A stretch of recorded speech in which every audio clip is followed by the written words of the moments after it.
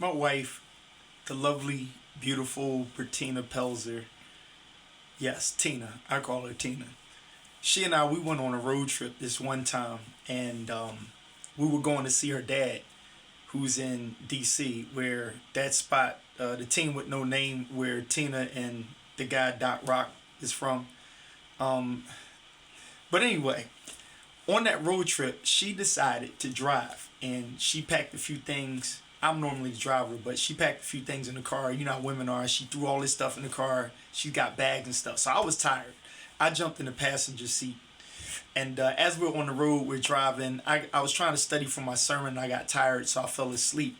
And I was falling asleep, and I said, listen, I'm going to recline my chair. She said, put your chair back. And I said, you got all these bags and stuff. Is there something behind me that might get smashed if I recline? And she said, no. So I reclined the chair, and I went to sleep. Well, about 30 miles later, I woke up, and she's like, oh, reach me something out of the bag. And I put my hand in the bag to grab what she was asking for. And I said, something's icy in the bag. I asked her, I said, what's in the bag? She said, oh, it's just my iPad and some cleaning products for my dad. And I was like, did I crush something? She said, oh, no, I don't think so. And I said, well, baby, you should have told me because, the bag and stuff. We discovered that the products in there exploded. And her iPad was in there, and it got wet. And basically, it got destroyed. So she panicked because she had some very valuable, important stuff in that iPad. So, of course, we tried to get the iPad to come back on. We said, hey, it probably got to dry. We got to charge it, put it in rice. And we tried to do all of that. And we couldn't get it to work. So I asked her a simple question. I said, was your iPad connected to the iCloud? Did you have it all linked up? And she said, yes. And I told her, don't worry about it. I told her, I said, whatever was in the iPad, it's actually in the cloud because connection matters. I said, you can simply go to Apple and get another iPad. You can get a whole nother body and download the contents of that which was dead into a new body, a new connection from the cloud.